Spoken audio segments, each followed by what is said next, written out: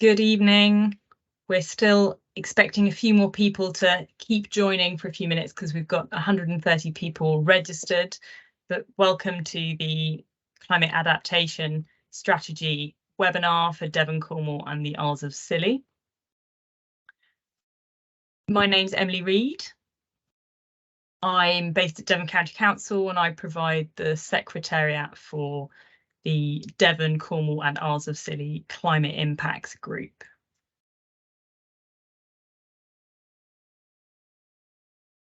So we'll just give it a few more minutes, as I think it's going to be some more people just finding the right link to join us.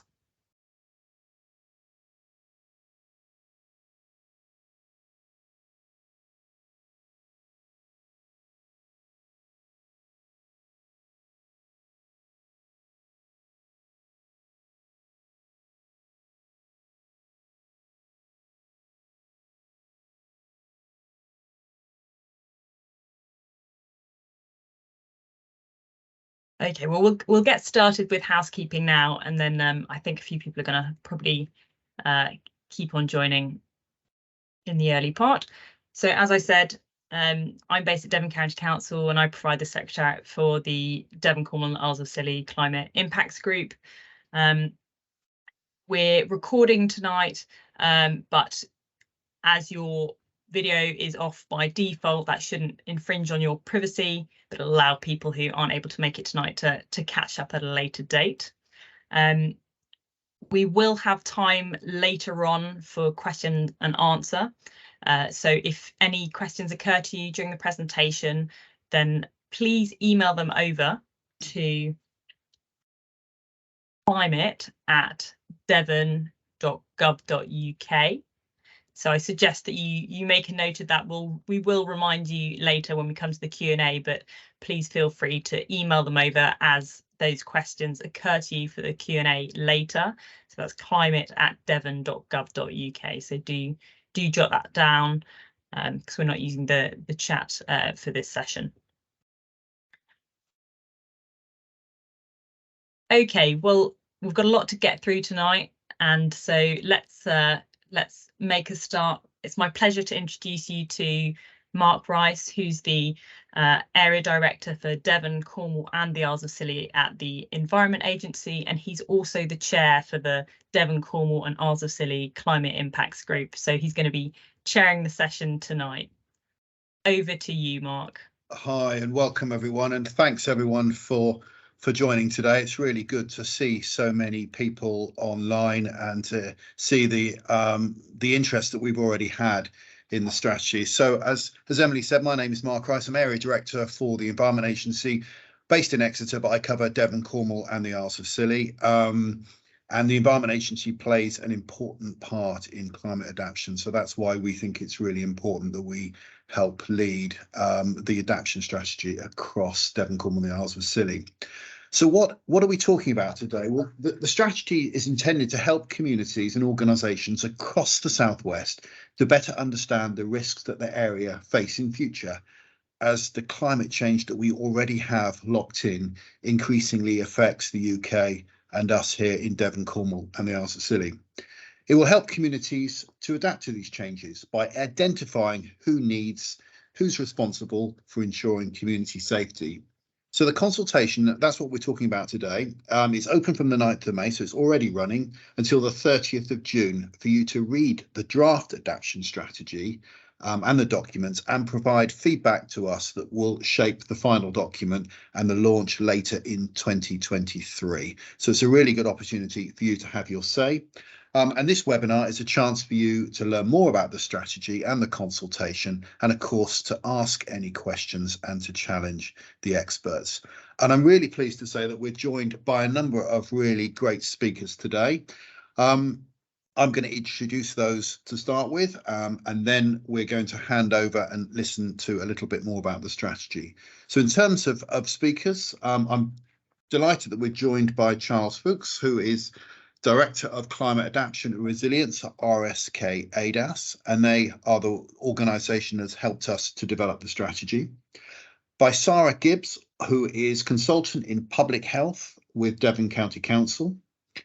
Stephen Swaby is also here, Project Director for Climate Adaptation at Scilly, and that's from the Council of the Isles of Scilly. Rhys Hobbs, who is Environmental Resilience and Adaptation Manager for Cornwall Council. And finally, but not least, Lawrence Coldrick, who is Chief Executive Officer for West Country Rivers Trust. And they'll all be speaking individually about different aspects of the strategy in this webinar. Okay, I'm going to hand over to Charles now, who is going to talk us through the strategy and then bring in those insights from those speakers that I mentioned as we go along. So, Charles, over to you. Yes, thank you very much, Mark, and welcome everyone who's come here today. Sorry, wrong slide there. Yeah, so here today to talk to you about this strategy. So as a bit of background, the strategy has been co-developed between the Climate Impacts Group and RSK. So the Climate Impacts Group consists of Devon, Cornwall and Isles of Scilly emergency projects operating in each of the 3 localities. And the group itself consists of these organisations shown in the bottom of the box here. They all help to coordinate and oversee the delivery of regional action on adaptation, aligning with action on climate mitigation wherever possible.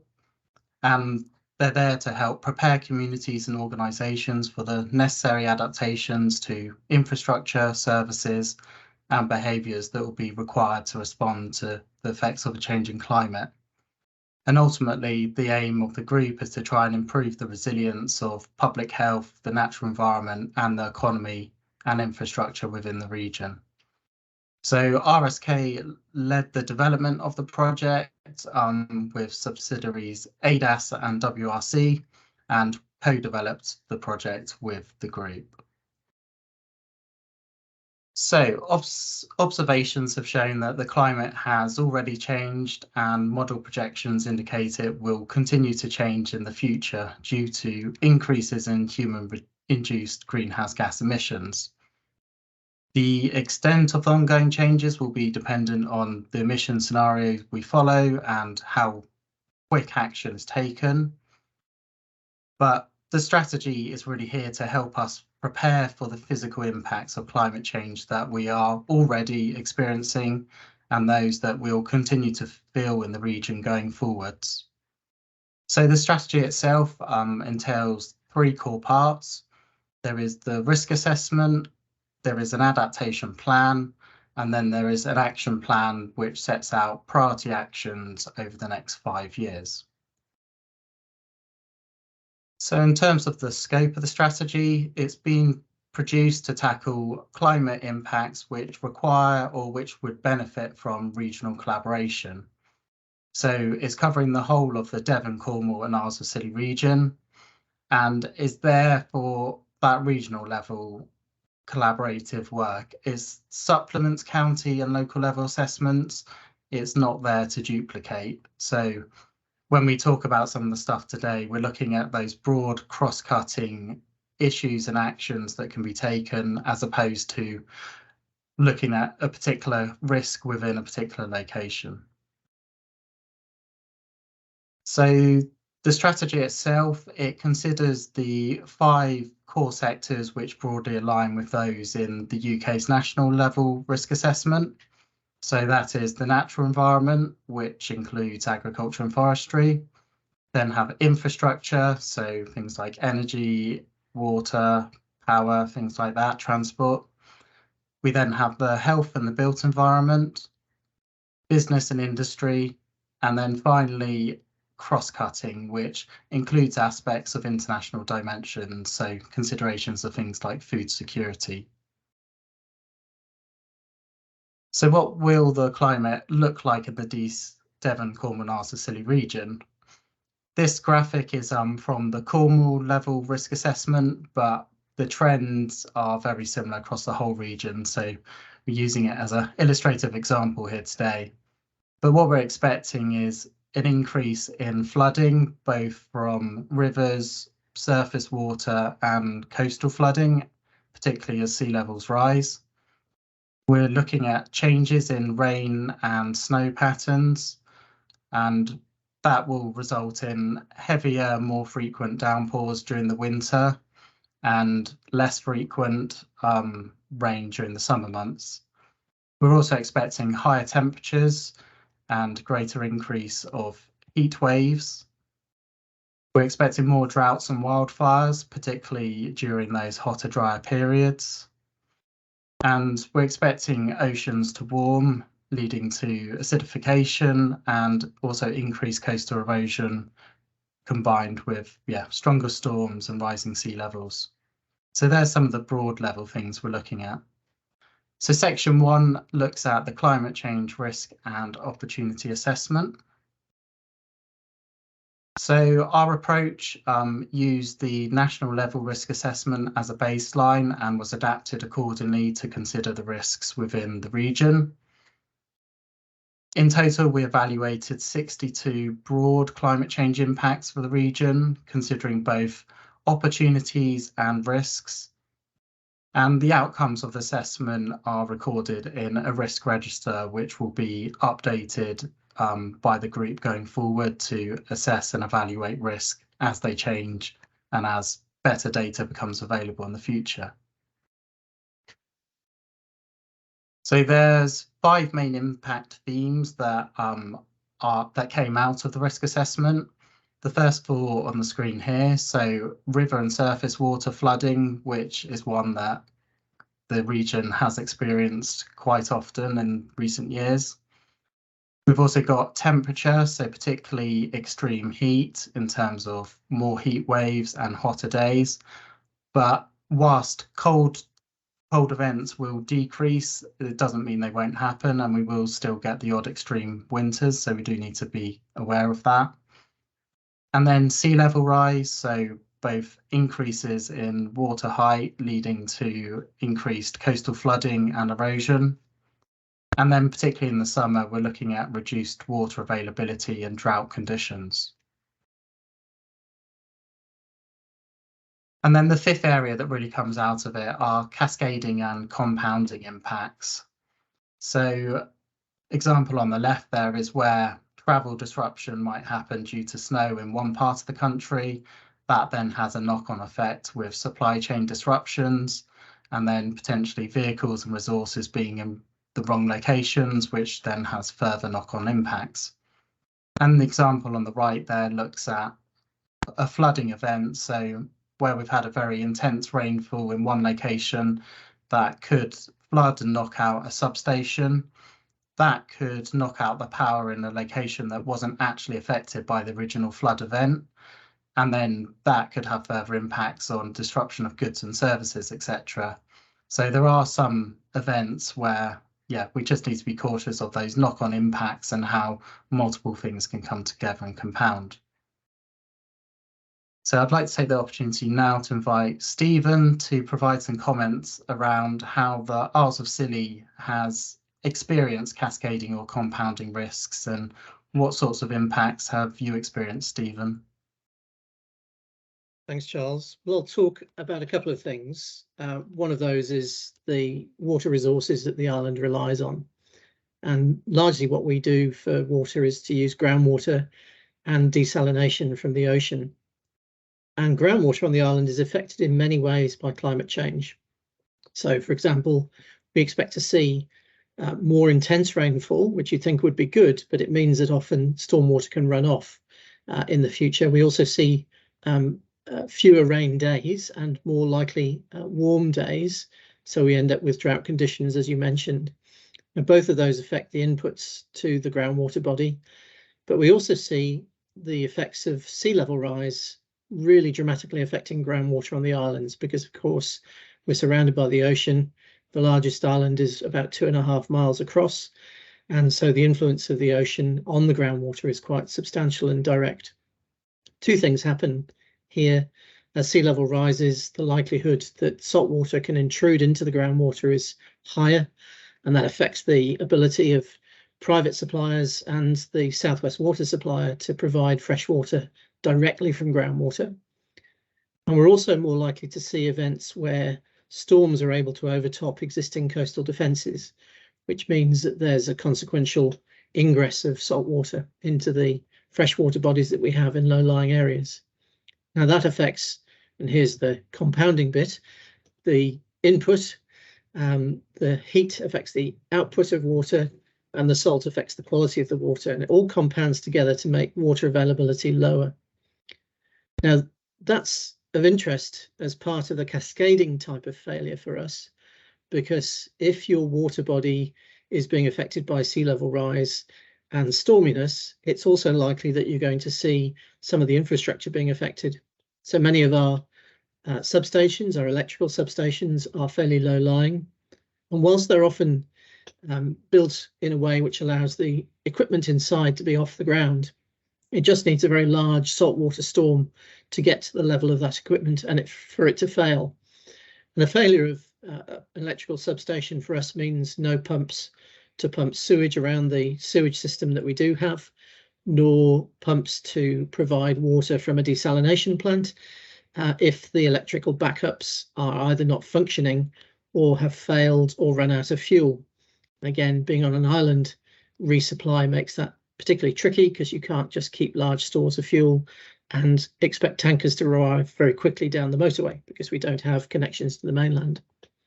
And the failure of infrastructure like that has a further cascading effect, because it means both our visitors and our residents no longer have the services that they might expect to be able to have a comfortable existence. So you can't have visitors here if you don't have fresh water and sewage available widely across the islands. And then that has an impact on our economy.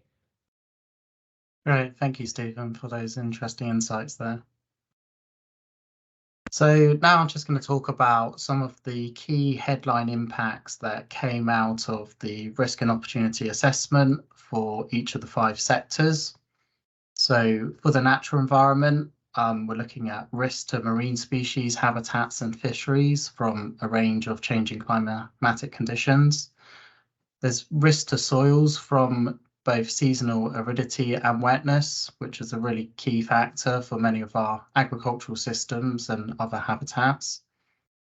Risks and opportunities for our natural carbon stores, so things like peatlands, marine and the close ocean as well, which sequester and store carbon. We've also got risk to our terrestrial species and habitats, and risk to coastal species and habitats due to things like rising sea levels and coastal flooding and erosion. And then finally, not forgetting freshwater species and habitats, which are also affected by things like warming temperatures and algal blooms, etc. In terms of infrastructure, there's by infrastructure here, we are talking across the board of sort of energy and transport and power and things like that. So risk to infrastructure assets and services from river, surface water and groundwater flooding is one key area. We've also got the impact from coastal flooding and erosion, particularly where those assets are low-lying near coastlines. And we've got risk to both nearshore and offshore infrastructure from storms and high waves, so things like our ports and harbours, etc. And then, as Stephen mentioned, around the networks of cascading failures that can occur. In terms of business and industry, the most severe risks and opportunities that came out were around flooding and flash flooding, particularly, the disruption that causes to business, and also to business locations. So from coastal erosion and sea level rise, there will become times when certain businesses need to relocate because it's just not suitable to carry on where they are. In terms of health and the built environment, so we've got risks to food safety and food security in the region. We have risks to people, communities and buildings from river, surface water and groundwater flooding. We also have risks to people, buildings and communities from sea level rise and coastal erosion, and also impacts from health and well-being from high temperatures, particularly from direct exposure, so skin cancers and things like that, but also indirect impacts such as more people flooding to the beach, which put increased pressure on services like lifeguards, etc. And then in terms of cross-cutting, the headline risks that came out were around public health from climate change overseas. So particularly in terms of those zoonotic diseases, which can transfer between people and humans, and the migration of other diseases and things which spread upwards, such as impacts related to mosquito bites, etc. And then we have risk multiplication from the interactions and cascades of named risk across these systems and geographies. So considering the Isles of Scilly, it might be that actually during a very heavy storm event, the islands are cut off by both air and sea, which then impacts on the services and products that can be supplied to the islands. So the next part of our strategy looks at the adaptation plan. So that is, what actions can we take to address these risks we've identified? So the purpose of the adaptation plan looks at a strategic level, which aims to set out those conditions that enable everyone to adapt together. So we focused on 4 levels of society. So we've got the policy regulator level, organisational level, and then how those can help to enable the capacity of people to adapt at community and individual level. The process identified 80 strategic actions, and these were then distilled down to several key strategic directions for each sector. So in terms of the natural environment, the strategic directions that came out of the work was to support and actively improve the adaptive capacity of landscapes and habitats, to use agriculture, forestry networks and knowledge to implement best practice, and to provide key information that help to protect the core ecosystem services within the region, and then to maximise community participation and connection to nature. So I'd now like to invite Dr. Lawrence Coldrick to provide his thoughts and views around how regional collaboration can help the natural environment adapt to climate change in the region. Thanks for that. That's brilliant. Yeah. So from our perspective and sort of from some of the things we've seen, I mean, you can see from the slides before, we're seeing sort of an exacerbating risks on several of these things. So we have had, obviously, we've had flooding in the past. We've been prone to drought. We've seen issues of things like pollution control and increasing problems from things like soil loss on our rivers. And we see sort of the net impact that has on aquatic biodiversity and our rivers and ecosystems and both the freshwater and the marine environment. And we know that climate change is exacerbating those issues. I think what's interesting is the structures we've had in the past to deal with these issues have been sort of fairly siloed in how they work. They've been siloed in their planning.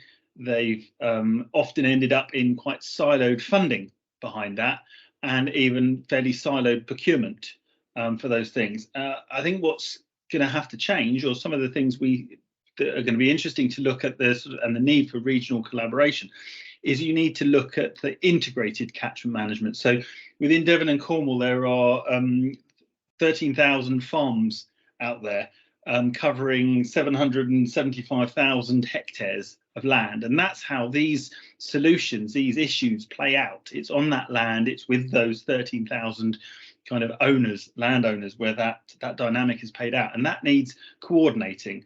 And it also needs not only that coordination, but that nesting of coordination. So we can see there that there's the issues and the decisions that are made on the individual level that kind of need understanding and influencing. There are conversations and narratives happening at local community levels, and we see that in some of the river communities that are formulating and finding their feet. Across Cornwall and Devon, there are 5 catchment partnerships that operate, looking at some of these issues at river basin scale, or river sort of catchment scale. We know that there are partnerships out there and groups out there like the local nature partnerships covering Cornwall, covering Devon, covering Plymouth within these areas that kind of need coordination and collaboration. There are area level issues. So the Regional Flood and Coastal Committee operates at a Cornwall and Devon level within there. And then there are even sort of regional coordination and collaborative roles. So things like the West Country Water Resource Group covers at a West Country level, which includes not only the Cornwall and Devon area, but the Wessex area as well.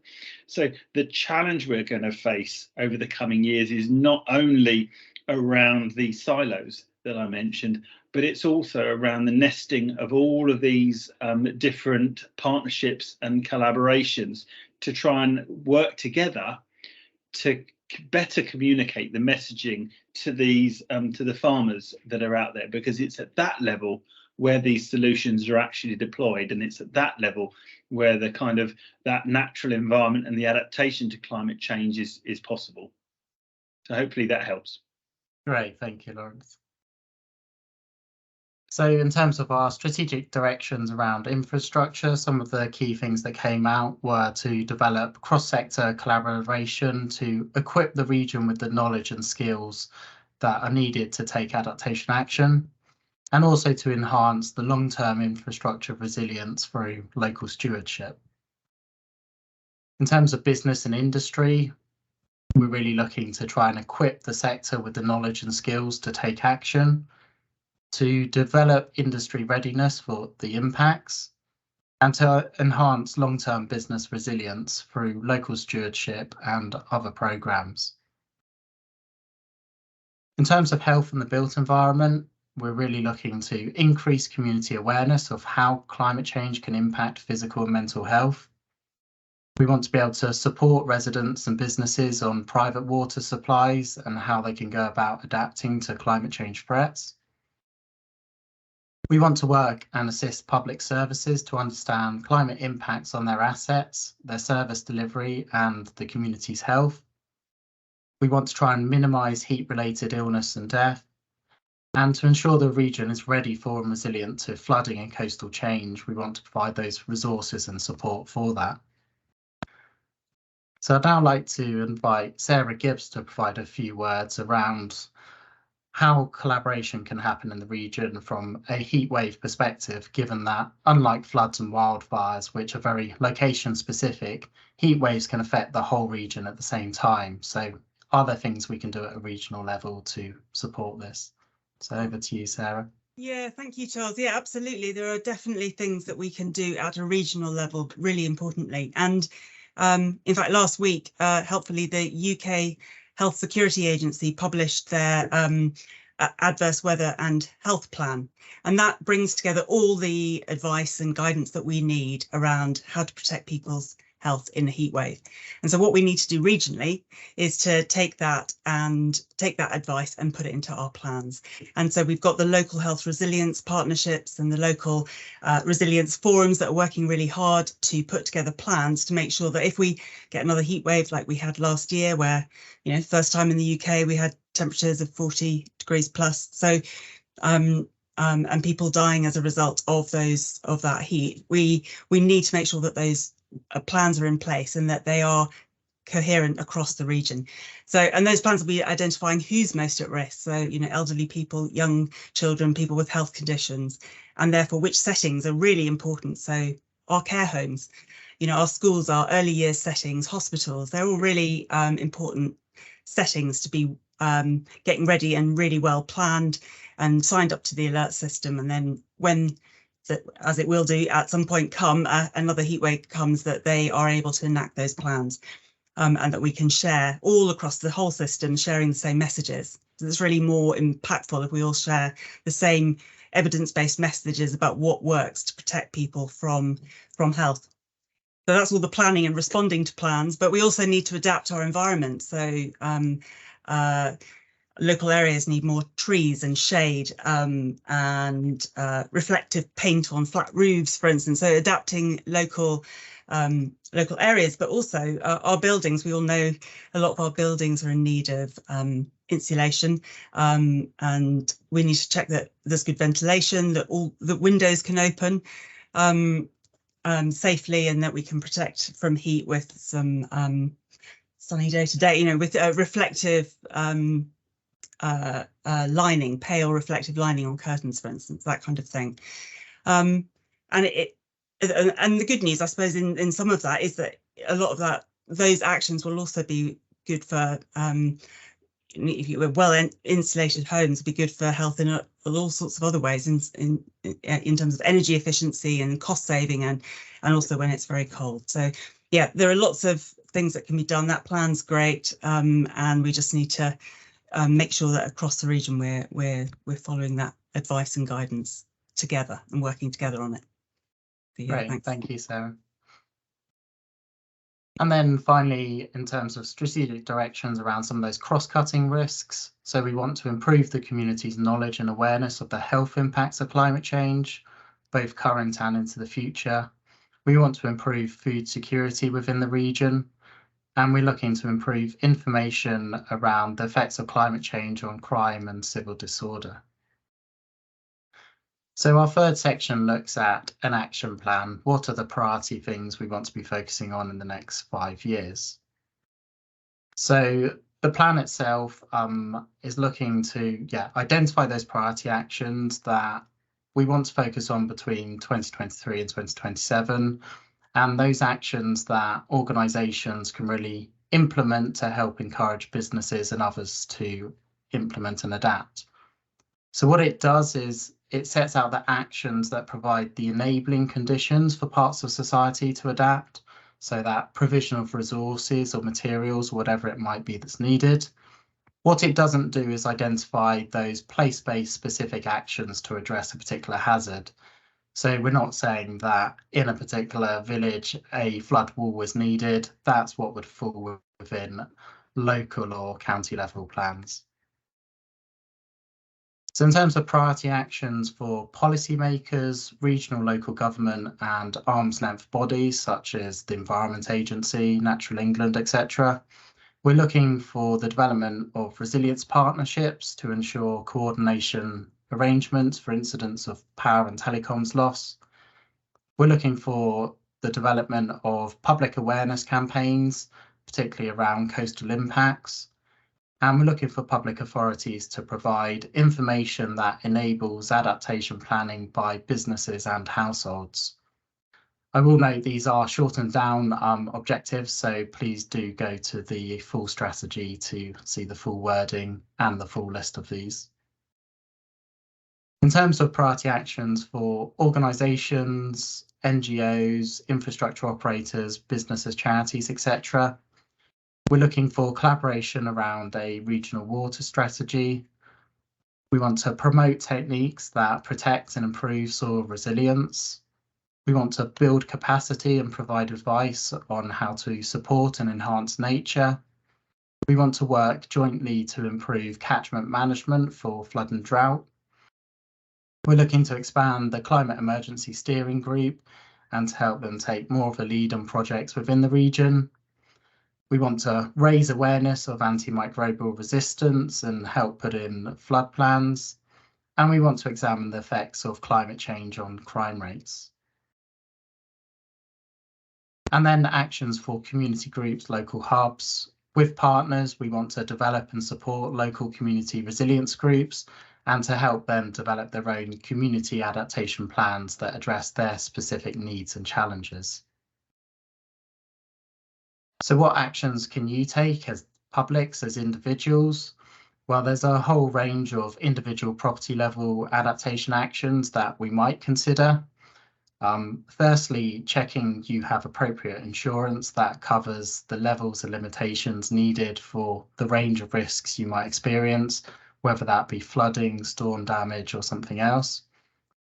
We can look at how we address our own water use, so by installing rainwater harvesting, such as water butts, by upgrading our household fittings to reduce water use, and by switching to more water efficient appliances, we can reduce that demand on water we need to pull in from central reservoirs. We can also look in terms of increasing our resilience to flooding, so we can look at the capacity of guttering down pipes, to ensure we're using porous surfaces for our driveways and trying to have as much green space within our sort of gardens and properties that allows water to filtrate down. And then other things we can consider, as Sarah mentioned, is around sort of solar shading and cooling measures within our own homes and buildings. We can look at fitting insect screens where needed if that's an issue, and also maintaining building structures to ensure they're up to current regulation and both help meet mitigation needs to reduce energy loss, but also help to keep homes cool in the summer and warmer in the winter. So I'd now like to ask Rhys Hobbs to provide his thoughts and comments around how he sees this plan being used by Cornwall Council and the development of their own local level plans. Yeah, thank you, Charles. Yeah, as you've mentioned, I think having the adaptation strategy and the risk assessment is really important for us at a local level in relation to the global and it fills that kind of middle gap in terms of a regional assessment. As you mentioned earlier, Cornwall Council carried out the climate change risk assessment, which was a bespoke risk assessment. So it's taken those examining of those risks to a sort of the next level of detail, and the regional work sits that kind of in that regional context.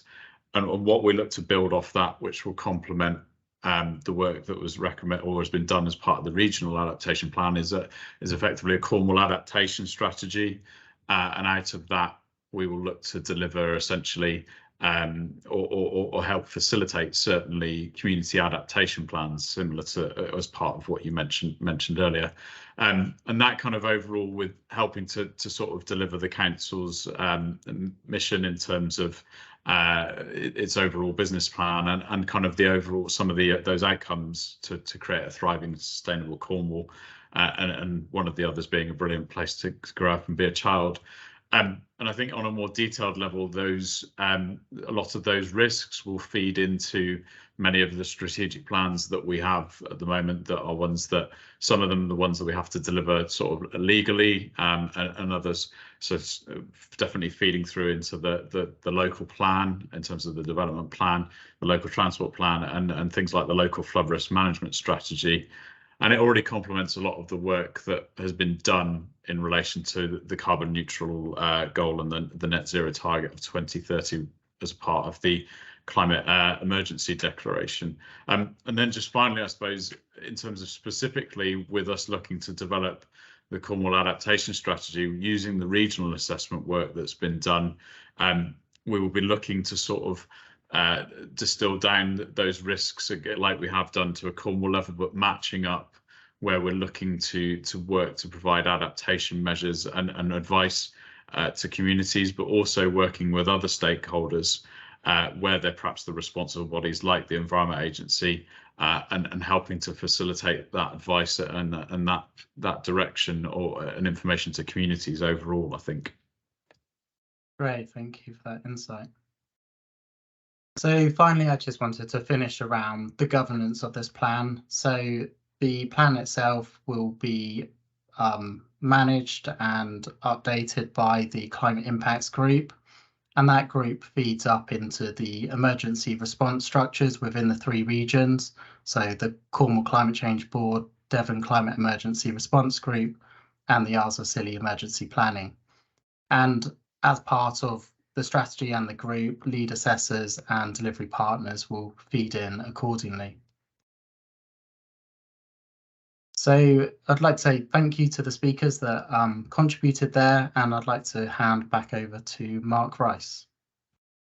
Okay, yeah, thanks. It's there's a lot of information there. As you hear, it's an enormously ambitious adaptation strategy. We're excited by it, and I'm sure that there are lots of questions. Now, you've been asked to send those in to climate@devon.gov.uk, and Doug, who's on the line somewhere there, has been collating those, which have been emailed over, and we will endeavour to answer some of those questions. We've got 20 minutes. So, Doug, what have we had in?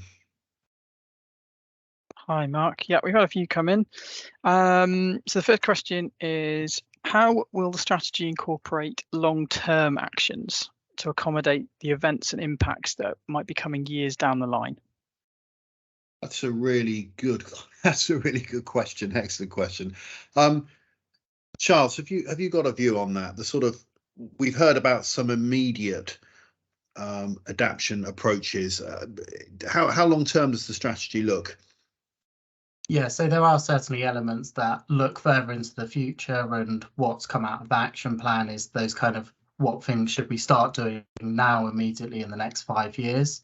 But part of some of those strategies will actually be setting out how, yeah, in the longer term, how other initiatives that are going on look and integrate into this strategy itself.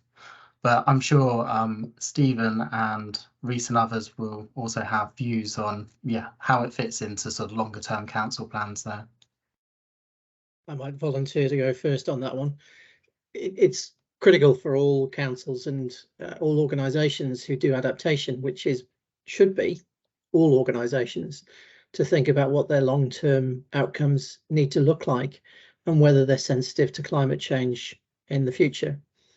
And that means for organisations that have a very long planning horizon, for example, land managers and councils, large organisations who have major infrastructure investments that they make, to consider the long-term view as much as the short-term, if you like, responsive year-to-year view. And ideally, a long-term strategy then feeds into the short-term view. And I think these sorts of documents can facilitate that by saying, well, you know, this is the long-term thinking that you might need to do. Now it's up to you about how you want to coordinate yourselves best to plan within the planning horizons that you use. That's great. Thanks, Stephen. I mean, I certainly know from an Environment Agency perspective, when we're thinking about flood and coastal risk, climate adaptation, we are taking a long-term view, and the same with water resources as well. We're looking, we're looking to plan, flood risk infrastructure over for a 1 in 200 year event. So we certainly are looking at a long-term adaptation approach. There's a hand up there, Reese. Oh yeah, it's just to add on to that from a Cornwall example, not to give a very specific example, I suppose, in relation to coastal erosion risk. One of the things that we have been doing sort of as part of the beginning of the adaptation approach is introducing, as part of the planning process, sort of screening for development in relation to coastal erosion risk, which is taking the look right out to 2100. And that's part of what we will be doing as part of the adaptation strategy, but also kind of the risks that are identified through the regional work as well. And that is taking very much that long-term view in terms of, development of property has to have a lifetime span, residential usually of 100 years. So you need to be looking out to that 2100 as to whether it's going to be safe over the course of the lifetime of the development. Great, thanks, Reese. Lawrence. Yeah, well, it was just to sort of add in that the challenge here, as I said about this sort of some of the silos, is that often our funding is it might be based on revenue sort of payments. So for some, as I said, for the 13,000 farmers out there, they may take in an element of long-term thought processes, but a lot of the farmers that we work with at the moment are dominated by kind of the immediate issues of cost, the inflationary increases they're undergoing, the uncertainty in payment schemes, the uncertainty in world trade, and those sorts of things. So the messaging that we need to come together as a society to show what long-term support will be for these ambitions needs to be very clear, because of the fact that at the moment it's very confusing. Farmers can access payments for all sorts of things. Some of them may be long-term, but a lot of them are short, revenue-based options that might well change in 5 years' time. So I think it's very challenging to actually deliver that. Even if we can get to agreement on what we need to do, it's how do we implement that? It's a really good point. Thank you, Stephen.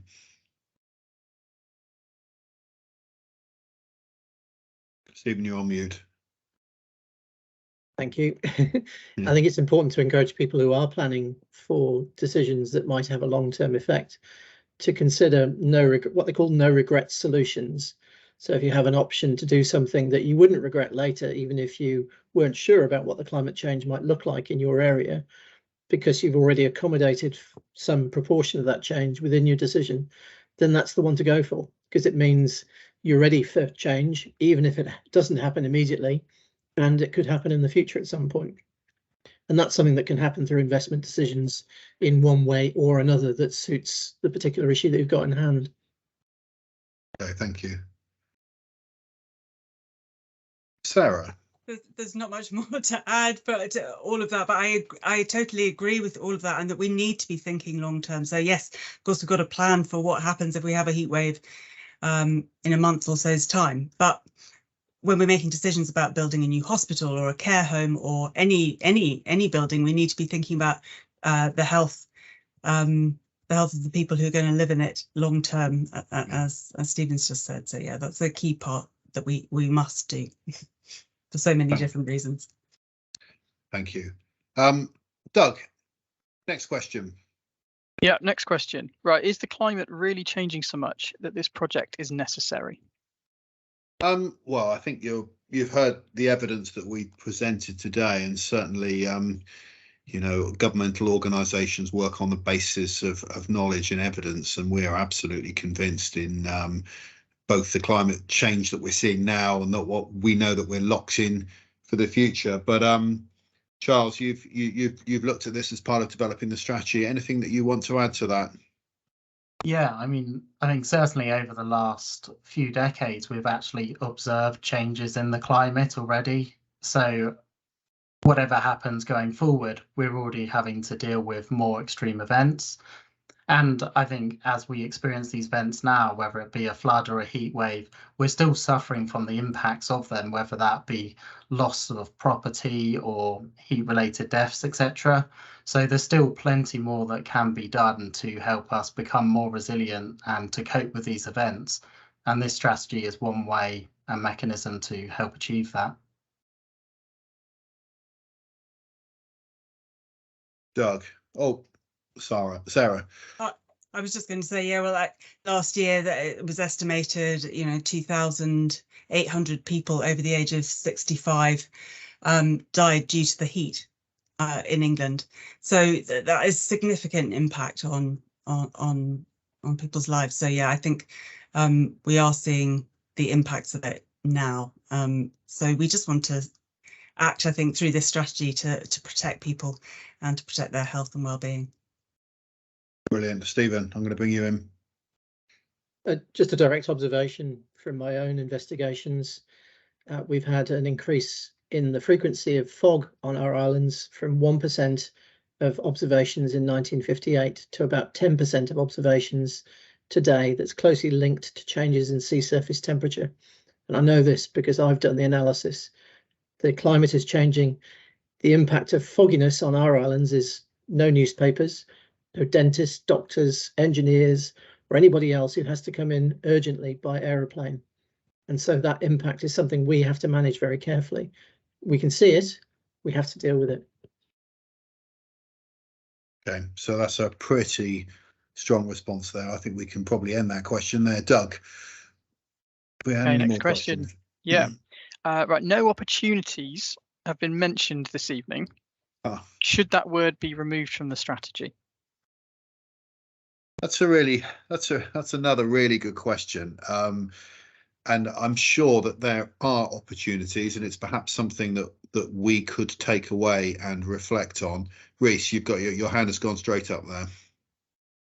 Yeah, I think it's sort of difficult to sort of argue against that most of the things that are posed are risks, but there are opportunities that do arise. I think when we've looked at it from a Cornwall perspective and you delve into more of the detail, certainly things like agriculture, an increase in the rise in temperature, you do see things like an increase in the ability to produce or productivity and the amount that you're able to grow, for example. Having said that, some of those then come with their own risks in terms of some of them are short-lived due to potential things like soil degradation. So there are opportunities, but they are probably, I would say, outweighed by the risks or the potential impacts. Sarah, your hand went up and down again. I was going to say that, but yeah, I think there are also, I suppose it's another way of looking at it, but opportunities through responding. If we respond to these risks that we face, there are so many opportunities to improve health and well-being and to target our support to those who most need it. So through acting, we can also mitigate some of the impacts of climate change long term. So insulating our buildings to protect ourselves from heat and cold. There are opportunities there in terms of improving people's health and well-being from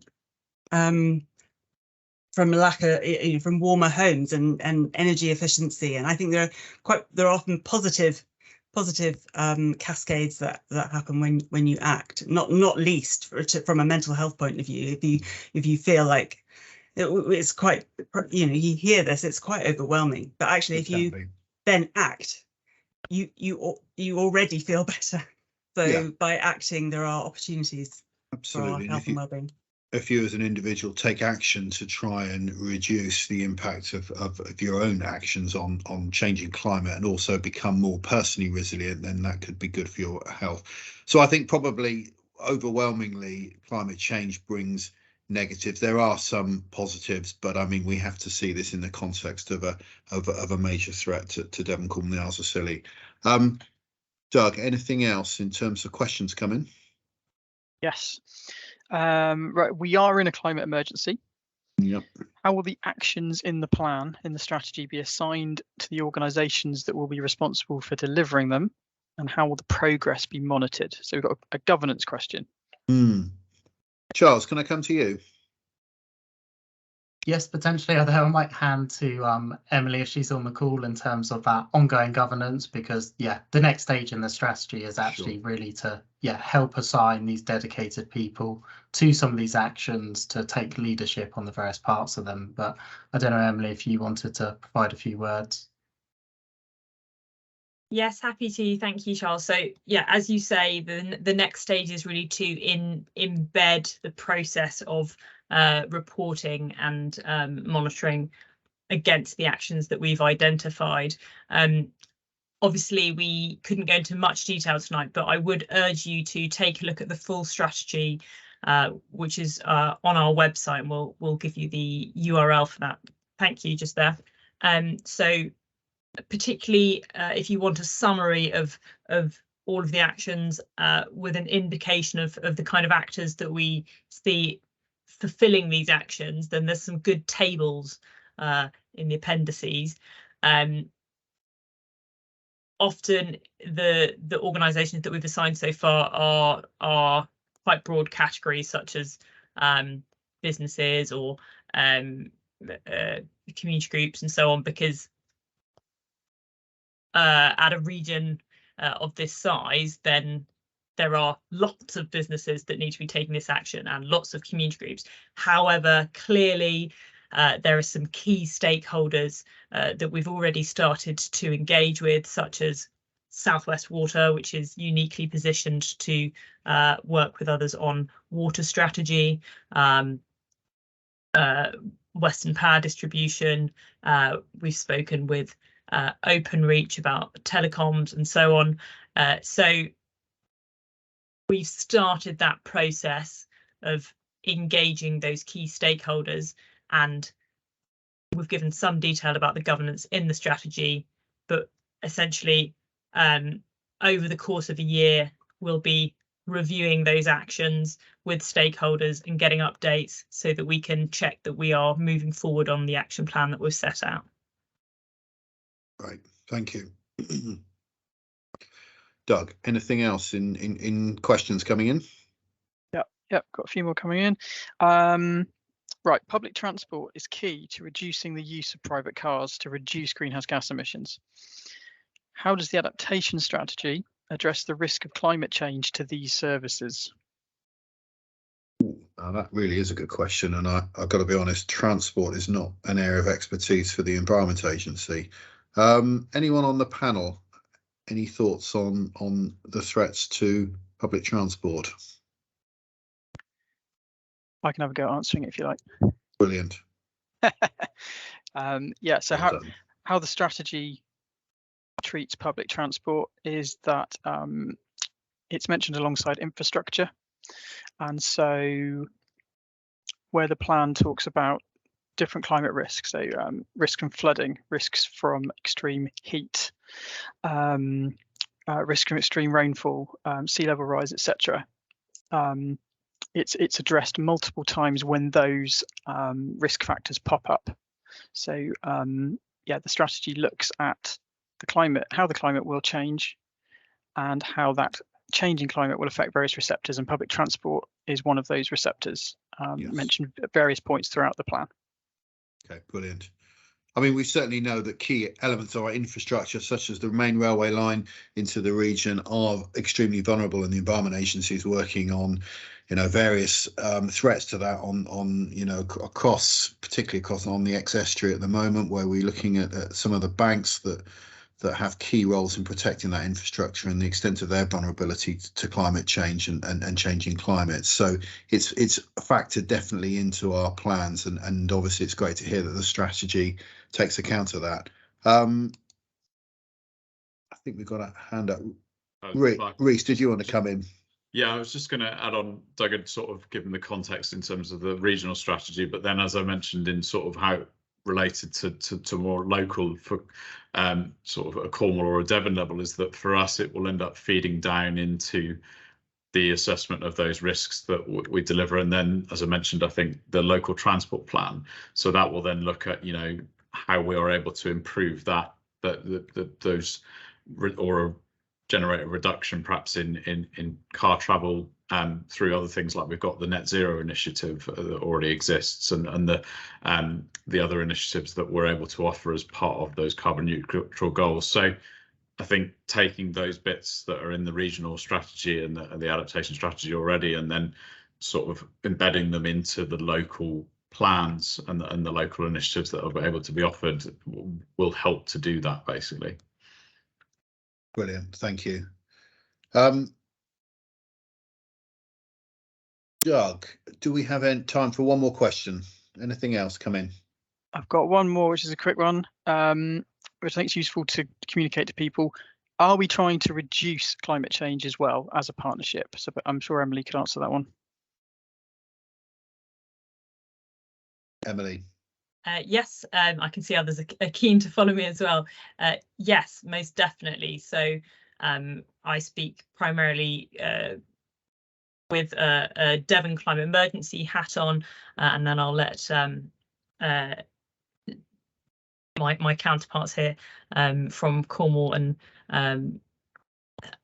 other organisations speak for themselves. But we've got the Devon Carbon Plan, so do check out devonclimateemergency.org.uk. We've done an extensive public consultation process, including a citizens' assembly, and we've produced the final Devon Carbon Plan. Many of the actions in that are already underway, and we continue to collaborate with the 30 organisations in the Devon Climate Emergency Partnership to progress those actions, so that we can achieve a 50% reduction in emissions by 2030, and then net zero by 2050 at the latest, if not before, if we get greater resources from national government to support us to do so. Thank you, Emily. I'm from the Environment Agency. I mean, our aim is to meet net zero by 2030. So that's to cut our carbon emissions by at least 45% and offset the rest. So quite ambitious targets for us. Couple of hands went up. Lawrence.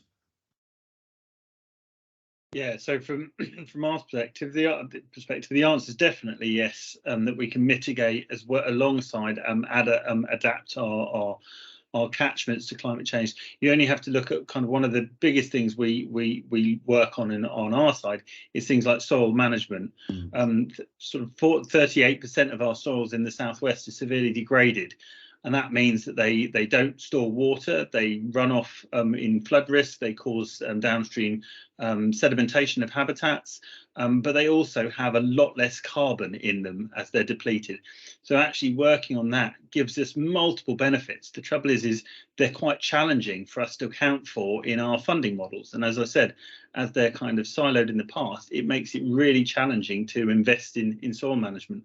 But alongside other nature-based solutions, they should be the sort of no regrets decisions that we look at, because they have that multiple benefits, including mitigating the impacts of climate change. Yeah, natural solutions helps us to adapt and to mitigate. I think it's the headline, isn't it? Reese, did you want to come in? Yeah, just quickly, I won't repeat it because it's very similar to the sort of process that Emily had described for Devon, but it's the same for Cornwall. But with the climate emergency and the declaration to move for net zero by 2030, if people on the call aren't aware of that, you can just put into Google. Probably the easiest is the carbon neutral Cornwall and the Hive, and that should take you to the appropriate page. But I think the only thing I was going to mention on that is that whilst we will take those efforts to reduce those emissions and help reduce those impacts of climate change, we are still going to see, even in sort of the lowest emission scenarios, the impacts of the risks that we've looked at as part of the assessment and the adaptation strategy. So it needs to be a twofold approach, really. Thanks, Reece. That's an important message to end on. Okay, it's 6 o'clock, which is when we were due to end. So I'm going to close now. Thank you for all the questions and your participation this evening. We will look at the rest of the questions that come in, and we will find a way of answering those on a website. That's what we committed to do, wasn't it, Emily? So just to remind everyone that the consultation on the strategy is open now, and it runs until the 30th of June. We would like everyone and as many people as possible to provide a response, and you can see there it's available to view and to look at on climateresponse.org.uk. So a call to action. Thank you to all the speakers. Thank you to Emily and Doug for arranging this this webinar. I hope you've enjoyed it, and I think I can close now. So thanks everyone. Thank you, Mark. Thank you very much, everyone.